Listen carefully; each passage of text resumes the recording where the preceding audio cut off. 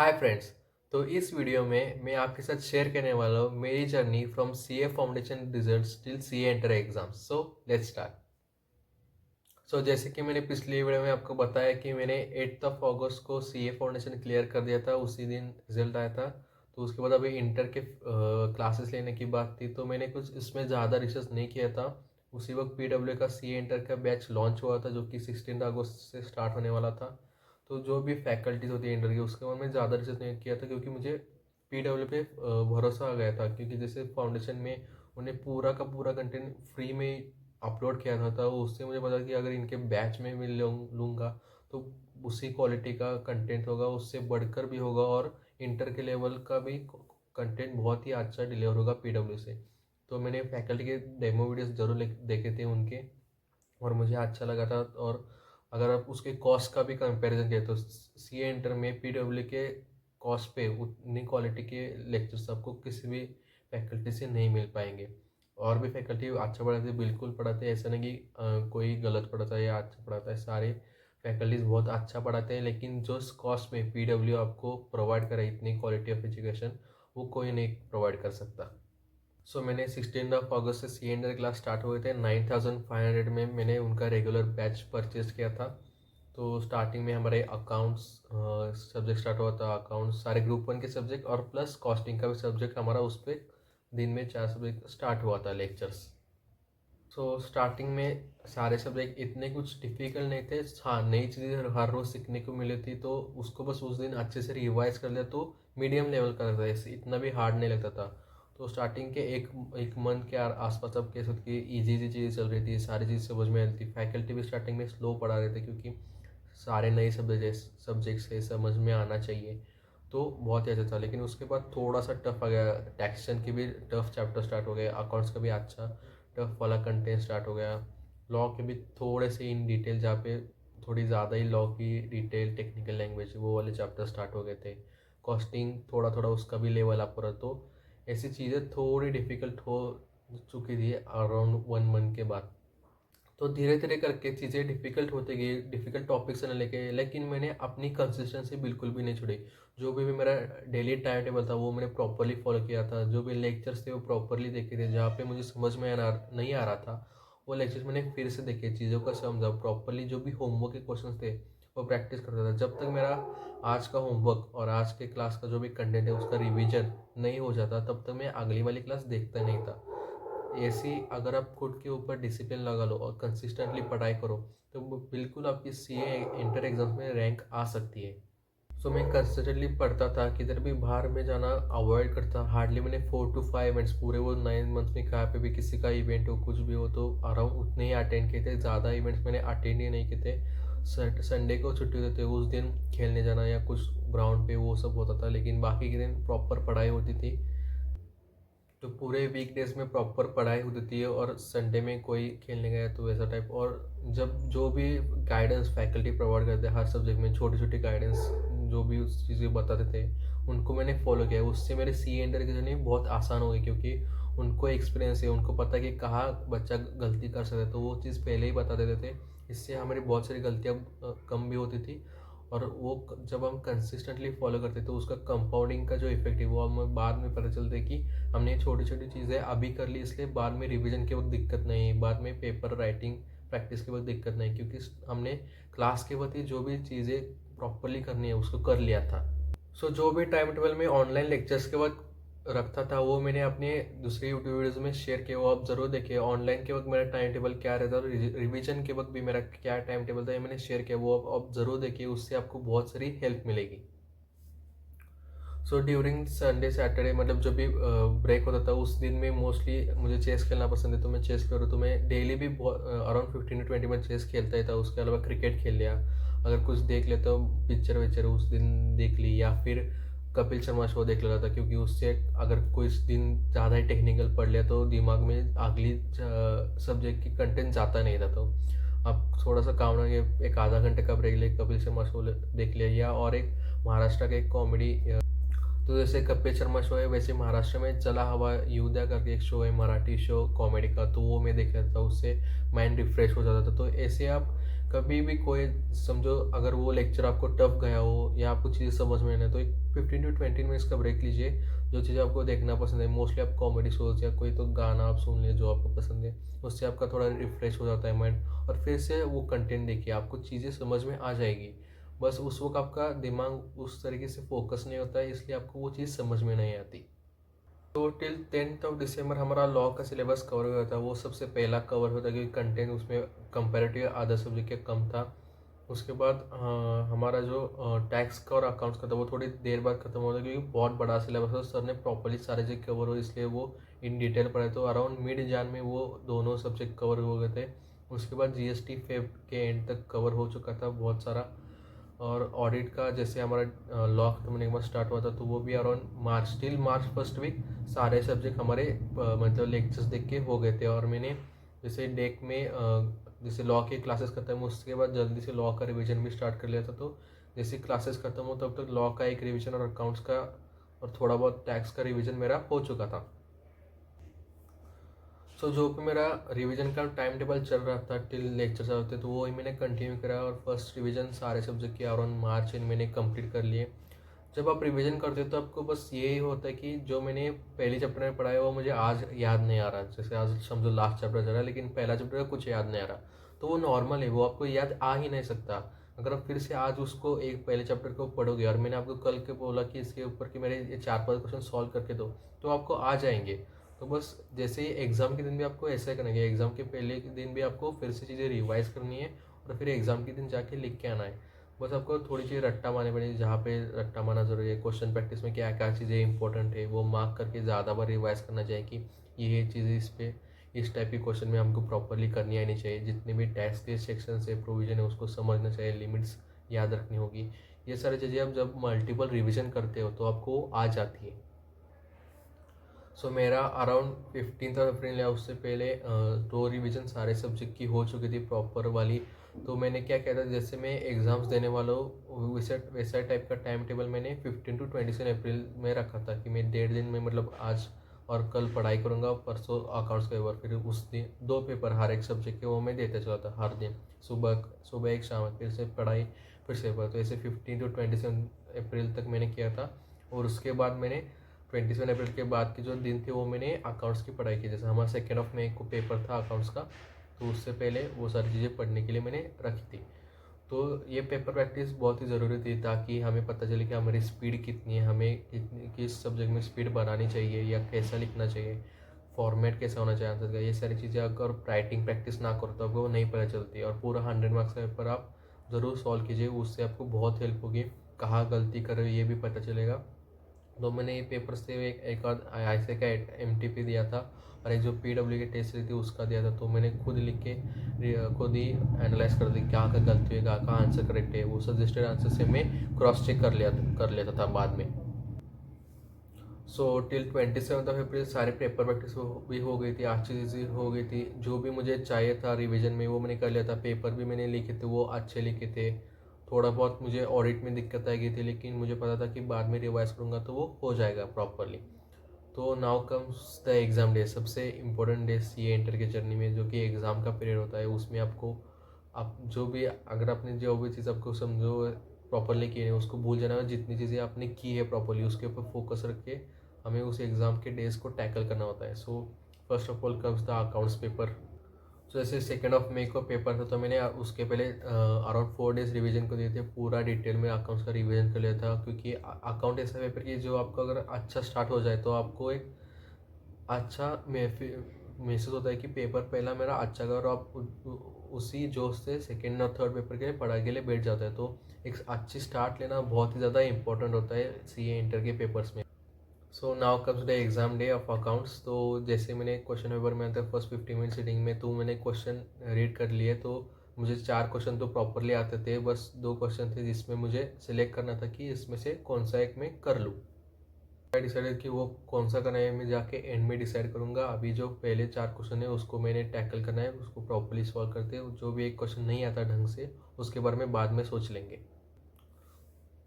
So till around 2 घंटे और 20 around 2.5 घंटे मान लिए, तब तक मेरे 4 क्वेश्चन सॉल्व हो गए थे। बस एक ही क्वेश्चन मेरा सारे MCQ और क्वेश्चन मेन सॉल्व हो गए थे। एक ही मतलब वो एक ही क्वेश्चन करना पड़ेगा। तो दो में से मैंने एक जो मुझे जितना ज़्यादा आता था उसमें वो वाला सिलेक्ट कर लिया और वो मैं लिख के आ गया। तो अकाउंट्स के पेपर में जैसे ये लास्ट क्वेश्चन में ठीक से नहीं आता था, लेकिन मैंने उसको पूरा छोड़ा नहीं, जितना भी आता है मैंने वो उसमें लिखा है, क्योंकि स्टेप्स मार्किंग आपको अकाउंट्स में मिलती है। तो मैं इंस्टेड आपको अगर कोई भी क्वेश्चन ऐसा लो कि मुझे नहीं आ रहा, आपको 100% नहीं आता ऐसा होगा नहीं, उसमें से कुछ ना कुछ तो आपको आता ही होगा। तो उस क्वेश्चन को एंड में रख लीजिए कि ये नहीं आता, और एंड में जितना हो सके उसमें से लिख के आ जाए, आपको स्टेप से मार्किंग ज़रूर मिलेगी। तो जैसे मैंने अराउंड 93 मार्क्स का अटेम्प्ट किया था। एक क्वेश्चन मेरा आता नहीं था, मुझे इन्वेंट्री रिलेटेड था, AS2 रिलेटेड। तो वही मेरा मतलब टाइम भी ख़त्म हो गया था, वो मुझे ठीक से आता भी नहीं था। तो उतना मैंने 93 के मार्क्स का अटेम्प्ट किया था। तो मुझे एक्सपेक्ट था कि अराउंड 60 to 70 मार्क्स मिल जाएंगे। लेकिन जैसे एग्ज़ाम के पहले मुझे ये था कि अगर ऑल इंडिया रैंक चाहिए तो अकाउंट्स में जो प्रैक्टिकल सब्जेक्ट है उसमें अराउंड 80+90+ स्कोर आपका हो गया तो आपको अच्छे रैंक आ सकते थे। तो मेरा थोड़ा सा अब तो केस होता है कि पेपर अच्छा गया था, लेकिन अगर आप उस पर्सपेक्टिव से देखो कि मुझे ऑल इंडिया रैंक करना है, टॉप 10 में या टॉप 3 में आना है, तो उसमें ज़्यादा स्कोर करना चाहता था, ऐसा मुझे लग रहा था। लेकिन ठीक था, जितना भी हो गया, मुझे जो हो गया था उसको मैं अभी चेंज नहीं कर सकता। ये मैंने सोच लिया कि जितना भी मैंने लिखा है उससे 60+ तो मेरे आ ही जाएंगे, तो उसका कोई दिक्कत नहीं है। तो मैं उस चीज़ को छोड़ के कि इतना स्कोर कर सकता है, उतना स्कोर कर सकता है, ये सारी चीज़ छोड़ के मैंने लॉ की तैयारी के लिए स्टार्ट कर दिया। फिर 1.5 दिन में मैंने लॉ का सारा रिवीजन कर लिया प्रॉपरली, जितना भी मुझे आता था। और उसके बाद मैं पेपर देने चला गया। तो जैसे मैंने लॉ का पेपर पहले 15 मिनट्स में देखा, तो थोड़ा सा हटके पेपर आया था। जिस सेक्शन से आपको मोस्टली क्वेश्चन आते थे हर बार, उस सेक्शन में से कम क्वेश्चन आए थे। और जो क्वेश्चन कभी जब इतना ज़्यादा इंपॉर्टेंट बताए, या जिसके आप प्रीवियस ईयर या अगर पेपर देखोगे जिससे ज़्यादा से ज़्यादा क्वेश्चन आए थे, उससे नहीं आए थे। थोड़ा हटके पेपर था। तो जिसने भी पूरे सारे सेक्शंस हैं, मतलब ऐसे नहीं कि 100%, अराउंड 80 to 90%, अगर जिसने भी सेक्शन प्रॉपरली कवर किया उसी को वो पेपर मतलब प्रॉपरली लिखने आया होगा। थोड़ा सा डिफिकल्ट या मीडियम लेवल का पेपर इस बार लॉ का बनाया था। पहले 15 मिनट्स में मैंने प्रॉपरली क्वेश्चन कौन से करनी है सिलेक्ट कर लिए थे। इसमें भी मुझे 2 क्वेश्चन थे जिसमें सिलेक्ट नहीं करा भाई कौन सा करूँ, तो उसको मैंने एंड में छोड़ दिया, बाद में देख लें, जितने आते उतने MCQ और वो कर लेते थे। तो जितना भी मुझे हर सेक्शन में से कंटेंट पता था, याद था, आता था, उतने मैंने लिखता गया। अगर किसी में मैं समझो प्रॉपरली उस क्वेश्चन का एनालाइज है, पूरा आंसर प्रॉपरली नहीं पता चल रहा, लेकिन उसका जितना भी मैं समझो उस पार्ट क्वेश्चन के 2 से 3 सब पार्ट थे, तो अगर 2 पार्ट के मुझे क्वेश्चन आते थे उतना मैं लिख के आ जाता था, बिल्कुल भी छोड़ता नहीं था। सो मेरे जो क्वेश्चन छोड़े थे वो 2 ही थे, जो कि इंटरप्रिटेशन ऑफ स्टैट्यूट्स के थे। वो 2 मुझे बिल्कुल भी नहीं आते थे, मतलब उसमें क्या लिखना है ये भी पता नहीं था। तो वो दोनों क्वेश्चन छोड़ के मैंने 92 मार्क्स का अटेम्प्ट कर लिया था। जो भी एक क्वेश्चन बचा था वो एंड में मैंने सिलेक्ट कर लिया था, जो मुझे अच्छे से आता था उस 2 में से। तो अराउंड 92 मार्क्स का मैंने अटेम्प्ट किया। मेरा एक्सपेक्ट था कि मैं अराउंड 60+ तो इसमें स्कोर कर लूँगा, क्योंकि उतना मैंने कंटेंट प्रॉपरली लिखा था उस पेपर में। जैसे कि 2 पेपर्स हो गए थे जिसमें मुझे एक्सपेक्ट था कि अराउंड मैं 60 स्कोर कर लूँगा। तो अगर मुझे ऑल इंडिया रैंक लानी है तो मुझे जो अगले पेपर से टैक्स और कॉस्टिंग प्रैक्टिकल पेपर, इसमें हाई स्कोर करना इम्पोर्टेंट था, ताकि मैं उस टोटल स्कोर तक पहुंच सकता था। तो जो भी 2 पेपर हो गए अच्छे हो गए थे, मैंने उसको भूल गया कि जितना भी हुआ अच्छा हुआ है, और आगे मैंने फिर से टैक्स की तैयारी स्टार्ट करी। इस बार टैक्स को हमें 3 दिन मिले थे ड्यू टू इलेक्शंस, तो थोड़ा आसान हो गया था, टैक्स को अच्छे से और रिवाइज कर पाया मैं। तो पूरा मैंने टैक्स का 3 दिन में GST और टैक्स प्रॉपरली रिवाइज कर लिया था। तो now comes the tax paper. तो जैसे पेपर है, मैंने पहले GST का पेपर पढ़ा था, टैक्स का मैंने बिल्कुल भी पढ़ा था, जो कि मेरी स्ट्रैटेजी थी। पहले 15 मिनट्स में मैं सिर्फ GST पे फोकस करने वाला था, उसको करके बाद में टैक्सेशन का जो भी है वो मैं सिलेक्ट करने वाला था। जैसे मेरा 1.5 घंटे में GST का हो चुका था, और MCQs टैक्स के भी हो चुके थे अराउंड पहले 100 मिनट्स में। तो जैसे मैंने टैक्स का मेन पेपर देखा 35 मार्क्स का रिटर्न वाला, तो वो बहुत ही ईजी था। मतलब पिछले 3 to 4 आते हैं उसमें, जितना टैक्स में से बहुत ही ईजी पेपर आया था, बहुत ही आसान। तो मैंने जैसे देखा कि मैं ये सोच रहा था कि इसको भी पहले करा तो कोई दिक्कत नहीं होती, लेकिन जैसे मैंने पहले अपनी स्ट्रैटेजी बना ली थी कि मुझे पहले GST करना है, फिर MCQ करके फिर टैक्स करना है, तो उसी पे मैं फिक्स रहा था। तो बहुत ही आसान पेपर आया था टैक्स का कंपेरेटिवली। तो ऐसा ही ICAI का पेपर पैटर्न में देखोगे कि जो भी 3 सब्जेक्ट होते हैं उसमें 1-2 वो डिफिकल्ट बना देगा और एक आध ईजी। तो जैसे हमारा अकाउंट्स और लॉ, जैसे लॉ का थोड़ा सा बोल सकते डिफिकल्ट था, अकाउंट्स मीडियम था, और टैक्स का उन्होंने ईजी बना दिया था। तो वो बैलेंस हो जाता है तीनों सब्जेक्ट में। तो टैक्स का पेपर बहुत ही अच्छा गया था, तो मुझे एक्सपेक्ट था कि मैं बहुत ज़्यादा स्कोर 80 to 90 में स्कोर कर सकता हूँ।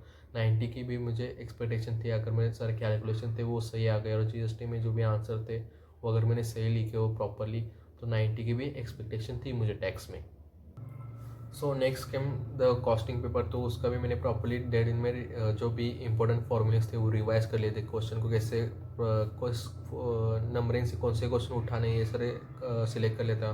15 मिनट्स की स्ट्रैटेजी भी को क्या पढ़ना है, कैसे क्वेश्चन को सिलेक्ट करना है, ये भी मेरी रेडी थी। तो जैसे मैंने पेपर देखा तो ईजी पेपर आया था, मतलब मीडियम लेवल का पेपर आया था। अगर आप उसको लेंदी हो गया था, ईजी था लेकिन जो लेंथ थी उसकी वजह से आप एक मीडियम लेवल का पेपर कॉस्टिंग का मान सकते हो। थोड़ा सा लेंदी था और उसके एमसीक्यू मतलब पहले तो देखे तो अंदाज़ा नहीं था कि कितना होगा, लेकिन जैसे मैंने एमसीक्यू को सॉल्व करने के लिए अराउंड 90 मिनट्स के बाद एमसीक्यू लिए थे, तो मैंने जैसे लिए तो उसमें बहुत टाइम, आई थिंक 40 मिनट्स लग गए। तो जैसे अब क्या होता है कि एमसीक्यू क्वेश्चन 2-2 मार्क के होते थे, अगर उसमें ज़्यादा टाइम लगने लगे तो अब फ्रस्ट्रेट हो जाते कि यार इसमें टाइम क्यों जा रहा है इतना। हमने ये सोचा होता है कि 30 मार्क्स के एमसीक्यू है, अराउंड 30 मिनट्स में हो जाएंगे, लेकिन उसमें जब ज़्यादा टाइम लगने जाता है तो थोड़ा फ्रस्ट्रेट होने जाता है। तो मुझे भी ऐसा हो रहा था कि यार इसमें टाइम ज़्यादा जा रहा है और मुझे और क्वेश्चंस भी बाकी ही करने, मतलब अराउंड 2 बड़े क्वेश्चन बचे थे मेरे, अराउंड 14 मार्क्स, मतलब टोटल 28 मार्क्स का जो था। तो मैं थोड़ा सा था कि फ्रस्ट्रेट हो रहा था कि नहीं हो रहा है, लेकिन मैंने ये देखा कि इधर से मार्क्स मुझे मिल रहे हैं, इधर से स्कोरिंग हो रहा है, एमसीक्यू का इजी क्वेश्चन है, बस मुझे डिटेल कैलकुलेशन करना पड़ेगा। तो वो मैंने प्रॉपरली किया, सारे एमसीक्यू प्रॉपरली अटेम्प्ट किए और फिर बाद में जो बड़े क्वेश्चन थे वो भी मेरे, तो अराउंड मेरा ऐसा था कि कॉस्टिंग का बराबर प्रॉपर ऐसा बेल बज गया और मेरा पेपर ख़त्म हो गया था। तो उसमें प्रॉपर 3 आवर्स मेरे बहुत ही टिल यूटिलाइज हो गए थे और सारा मेरा पेपर कवर हो गया था। तो कॉस्टिंग का पेपर भी मुझे अच्छा गया था, मुझे एक्सपेक्टेशन थी कि इसमें तो 80+ आने वाले, तो बहुत ही मेरे सारा कवर किया था। आई थिंक एक ही कुछ 2 to 4 मार्क्स का आई थिंक थेरी का क्वेश्चन था लास्ट क्वेश्चन में, तो वो मैंने छोड़ दिया था।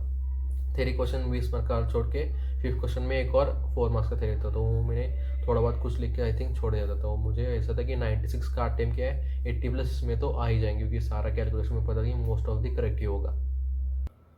So after 2 average papers of accounts और लॉ, मेरे 2 बहुत ही बढ़िया पेपर गए थे टैक्स और कॉस्टिंग का, तो इससे बूस्ट हो गया था। और मैं और आगे का ऑडिट का पेपर था जो कि बहुत ही इंपॉर्टेंट वाला था। तो ऑडिट में भी हमें आई थिंक 3 डेज मिले थे ऑडिट की तैयारी के लिए। सो 3 दिनों में मैंने रिवाइज किया, लेकिन जैसे आप ऑडिट का एक एक चैप्टर आप एक दिन रिवाइज कर लो तो आपको कोई ऐसा दिक्कत नहीं होती है, हो जाता था मेरे से तो।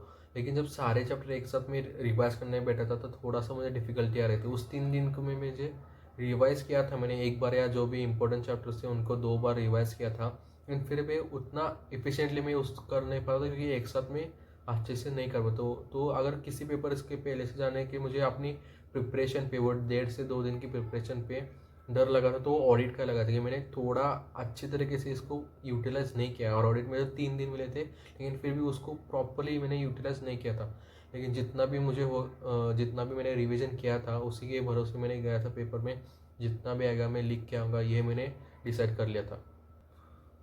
सो जैसे पेपर मेरे हाथ में है तो मैंने देखा कि एक मॉडरेट लेवल क्वेश्चन था, थोड़े से अब मॉडरेट से भी कम इजी लेवल, अगर आपने प्रॉपरली कवर किया सारी चीज़ें ऑडिट की तो आपको एक इजी लेवल का क्वेश्चन पेपर था ऑडिट का।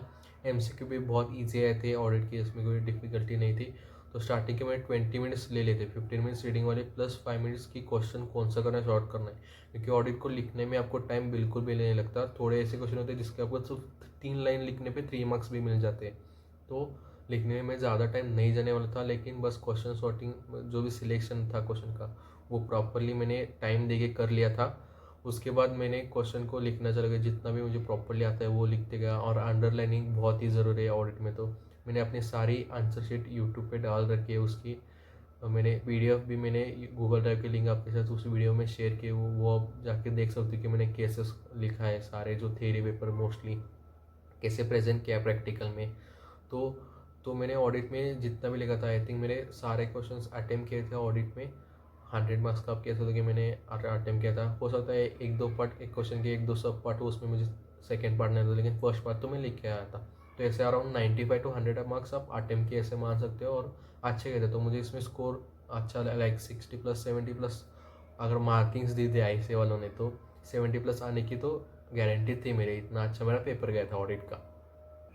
सो लाइक 5 पेपर तो हो गए थे, अब बस लास्ट बचा था FMSM। तो आप अगर आप लेवल देखोगे ग्रुप 2 के पहले 2 सब्जेक्ट का कॉस्टिंग और ऑडिट, तो वो मीडियम था। तो इससे आप अंदाज़ा लगा दिया था कि FMS में शायद ऐसे कुछ ना कुछ तो डिफ़िकल्टी लाएगा, FM में या ऐसे SM में डिफ़िकल्टी लाए, तो ऐसा हो सकता है कि डिफ़िकल्ट आ जाए पेपर। तो तैयारी भी मैंने करी थी, और जैसे मैंने पेपर देखा तो देख लिया कि डिफ़िकल्ट पेपर आता है FM और SM का, बहुत मतलब डिफ़िकल्ट लेवल का। FM में भी क्वेश्चन थे वो बहुत डिटेल थे, और बहुत ही आपको क्वेश्चन प्रैक्टिस आपकी बहुत होनी चाहिए, तभी आप उसको सॉल्व कर सकते हो। और SM के भी, जैसे SM में मैंने जैसे मोस्टली RTP MTP में जो क्वेश्चन थे वही करके गया था, ज़्यादा कुछ SM का नहीं किया गया था मैंने। और उसी गलती की वजह से मुझे SM के पेपर में बहुत, मतलब आई थिंक जो 56 मुझे FMSM में आया उसमें से आई थिंक 10 ही मार्क्स कुछ तो SM के, बाकी के मेरे FM के मार्क्स और 6 मार्क्स जो ग्रेड के मिले थे वो वाले। तो FM में वो गलती हुई थी मेरे से, मैंने प्रॉपरली सारा कवर नहीं किया था, पूरा का पूरा सिलेबस जो RTP MTP में आते वही करके गया था, लेकिन उससे ज़्यादा क्वेश्चन उस एग्जाम में नहीं आए। तो जितना मुझे आता था मैंने लिख लिया। SM का पहले मैंने किया था जितना आता था उतना, उसके बाद मैंने FM में टाइम दिया। FM के MCQ हार्ड आए थे, लेकिन वो सॉल्वेबल थे अगर आप उसको टाइम दो ज़्यादा। तो मेरे पास टाइम बचा था, क्योंकि मुझे बाकी क्वेश्चन प्रॉपरली नहीं आते थे, तो SM के जितना था उतना लिख दिया था। फिर मैंने FM के MCQ उठा लिए, फिर FM के प्रैक्टिकल क्वेश्चंस उठा लिए, उतना कर दिया। तो एंड में आई थिंक 10-20 मिनट्स बचे थे, मेरा पेपर मतलब जितना आता था उतना हो गया था, अराउंड 18 मार्क्स। आप सोच सकते हो कि 80 to 90 मार्क्स का हो गया था। तो बाकी क्वेश्चन जो नहीं आते थे उसमें भी थोड़ा थोड़ा मैं लिख के आ गया, SM के जितना भी हो सकता है। प्रैक्टिकल के जितना आता था उतना तो मैंने कर दिया था। तो अगेन एक अच्छे पेपर ऑडिट और कॉस्टिंग टैक्स गए थे, लेकिन FMSM थोड़ा सा डाउन है। तो ऐसा लग रहा था यार FM में 40+ भी आ जाए तो बहुत है, क्योंकि बाकी सारे पेपर अच्छे गए हैं, इसमें कोई अगर गड़बड़ी हो गई तो फिर से देना पड़ेगा, ऐसा हो जाएगा। तो ये थी मेरी journey till CA inter exams. So इसके बाद मेरा CA इंटर रिजल्ट क्या आया, उसके बाद क्या हुआ कि मुझे KPM जैसे बिग 4 में आर्टिकलशिप मिली। ये सारी चीज़ें मैंने उस इंटर के एग्ज़ाम्स के बाद रिजल्ट का तक का पीरियड है उसको कैसे यूटिलाइज़ किया, मैंने क्या क्या किया, ये सारी चीज़ें मैं अपनी अगली वीडियो में बताऊँगा। So stay tune. I hope कि ये वीडियो आपको पसंद आया हो। प्लीज़ अपना फीडबैक कमेंट सेक्शन में लिखिए, आपको वीडियो अच्छा लगा, बुरा लगा, या आपको कौन सी और चीज़ नहीं चाहिए, ये चीज़ भी लिखिए। और मैंने एक चीज़ सुनिए कि अगर आपको कोई भी वीडियो देख के उसका डबल बेनिफिट उठाना हो तो आपको 3 चीज़ें करनी पड़ती है। पहली, उस वीडियो को लाइक करना पड़ता है, so please like the video. Second, उस वीडियो को कम से कम अपने 3 दोस्तों के साथ शेयर करना पड़ता है, so share it with your friends. And third, उस चैनल को सब्सक्राइब करना पड़ता है, so subscribe to my channel. बन जाएगा। Thank you for watching.